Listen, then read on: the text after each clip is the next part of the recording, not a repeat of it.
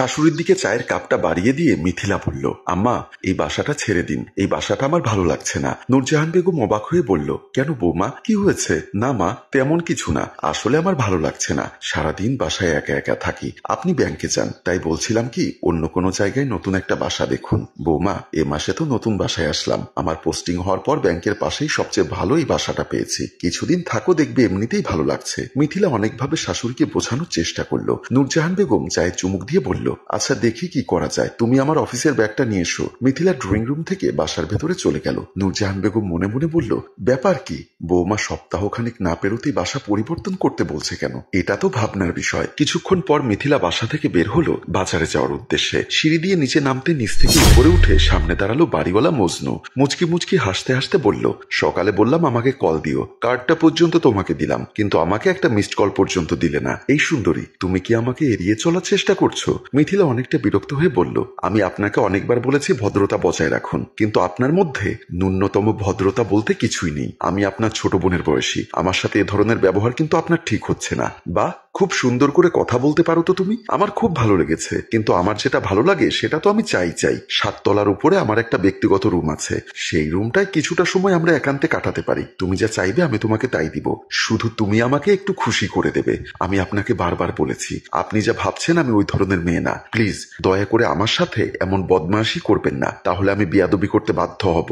বলেই মিথিলা সিঁড়ি দিয়ে নিচের দিকে নেমে গেল। মজনু মুচকি মুচকি হাসতে হাসতে বলল, আমি ফেলেছি পীড়িতের জাল, তুমি সে জালে ধরা পড়বে আজ না হয় কাল। বিকালবেলা মিথিলার একমাত্র ননদী তিশা মিথিলার কাছে বায়না ধরল, চলো না আজকে বাহিরে কোথাও ঘুরতে যাই। মিথিলা বলল, তুমি ভালো করে জানো তোমার ভাইয়া ঘোরাঘুরি বেশি পছন্দ করে না, আর এই এলাকায় নতুন এসেছি, রাস্তাঘাটও তেমন ভালো চিনি না, এখন কোথাও যাওয়াটা ঠিক হবে না। তুমি যাবে না সেটা বলো, শুধু শুধু ভাইয়ার দোষ দিচ্ছ কেন?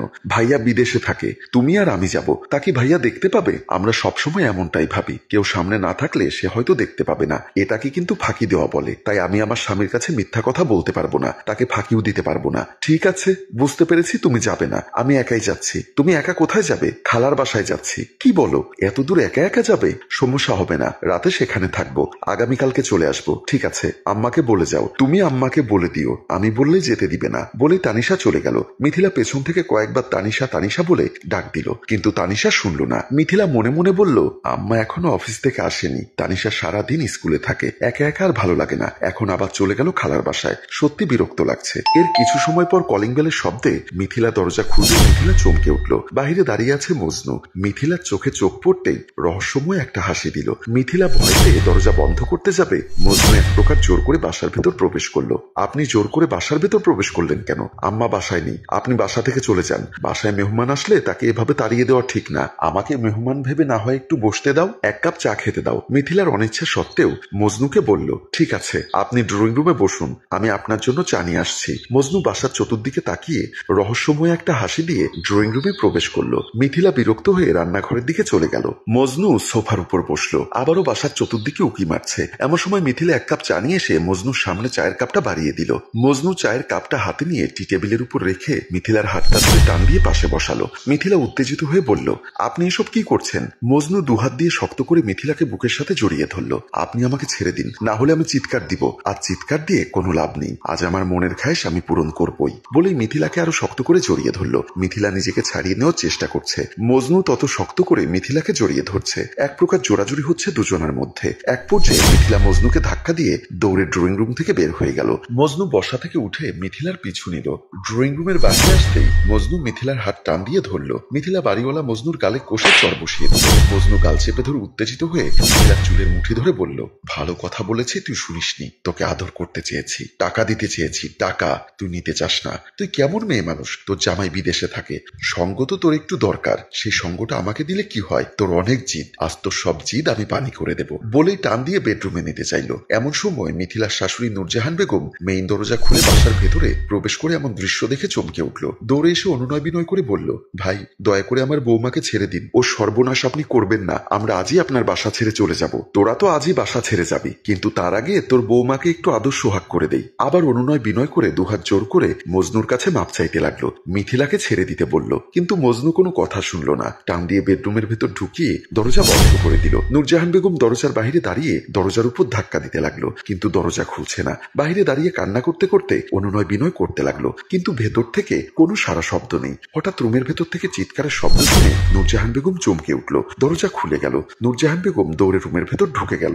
রুমের ভেতর ঢুকে দেখলো মজনুর নিথর দেহ পড়ে আছে বিছানার উপর, আর হাতে রক্তাক্ত ছুরি নিয়ে নির্বাক হয়ে দাঁড়িয়ে আছে মিথিলা। নূরজাহান বেগম চমকে উঠে বলল, বৌমা এটা কি করলে তুমি? বাড়িওয়ালাকে মেরে ফেললে? আম্মা, আমি একটা অমানুষকে মেরে ফেলেছি। ওর বেঁচে থাকার কোনো অধিকার নেই। ও যদি বেঁচে থাকে আমার মতো অনেক নারীরই হরণ করার চেষ্টা করবে। ও আমাকে সবসময় ডিস্টার্ব করতো, তাই তো সকালে আপনাকে বাসাটা ছেড়ে দিতে বলেছিলাম। ও আমাকে বারবার কুপ্রস্তাব দিয়েছে। আপনি সারাদিন বাসায় থাকেন না, তানিশা স্কুলে থাকে। আমি একা বাসায় কতটা অনিরাপদ অবস্থায় থাকি সেটা আমি আপনাকে বোঝাতে পারিনি। আমি একটা অমানুষকে মেরে ফেলেছি। এর জন্য যদি আমার ফাঁসি হয়, তাও আমি হাসতে হাসতে ফাঁসির রশি গলায় তুলবো। বৌমা, তুমি পালিয়ে যাও। এই খুন আমি করেছি। এই খুন তুমি করনি। না আম্মা, সত্যকে কখনো মিথ্যা দিয়ে চাপা রাখা যায় না। খুন আমি করেছি। আপনি কেন খুনি হতে যাবেন?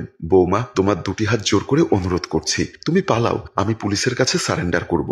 এমন সময় কলিং বেলের আওয়াজ ভেসে আসলো। দুজনেই চমকে উঠল। বৌমা, তুমি হাত থেকে ছুরিটা ফেলে দাও, আমি দেখছি কে এসেছে। তুমি একদম রুম থেকে বেরোবে না। বলেই দৌড়ে রুম থেকে বের হয়ে বাহির থেকে দরজাটা আটকিয়ে দিল। মেইন দরজার সামনে এসে দরজার হোল দিয়ে বাহিরে তাকাতেই নূরজাহান বেগম চমকে উঠল। দরজার বাহিরে দাঁড়িয়ে আছে বাড়িওয়ালা মজনুর স্ত্রী প্রিয়া। নূরজাহান বেগম দ্বিধাদ্বন্দ্বের মধ্যে পড়ে গেল। এখন সে কি করবে? প্রিয়া বারবার কলিং বেল চাপছে, কিন্তু দরজা খুলছে না। ভেতরে নূরজাহান বেগম অস্থির অবস্থায় পায়চারি করছে আর ভাবছে এখন সে কি করবে। এমন সময় একটা আইডিয়া তার মাথায় আসলো। নূরজাহান বেগম রহস্যময় একটা হাসি হাসলো। তারপর মনে মনে একা একা কি যেন বলতে লাগলো। প্রিয় ভিউয়ার্স, এমন চরম পরিস্থিতি এখন কি হতে পারে? নূরজাহান বেগমের মাথায় হঠাৎ কি আইডিয়া আসলো? কেন সে এমন একটা রহস্যময় হাসি হাসলো? মজনু কি সত্যি মারা গেছে? যদি মারা গিয়ে থাকে তাহলে এই খুনের দায়ভার কে নিবে? প্রিয়াকে বা কি বলে এই খুনের ঘটনা ধামাচাপা দিবে? আপনাদের কি মনে হয়? ঘটনার শেষটা জানতে চাইলে দ্বিতীয় পর্বের জন্য অপেক্ষা করুন। সব প্রশ্নের উত্তর নিয়ে আমরা দ্বিতীয় পর্বে আসছি। সে পর্যন্ত আমাদের সাথেই থাকুন। আর গল্পটি ভালো লাগলে লাইক, কমেন্ট ও শেয়ার করুন। গল্পটির রচনায় ফেরদৌস অপু, পরিচালনায় মৃদুল। ধন্যবাদ।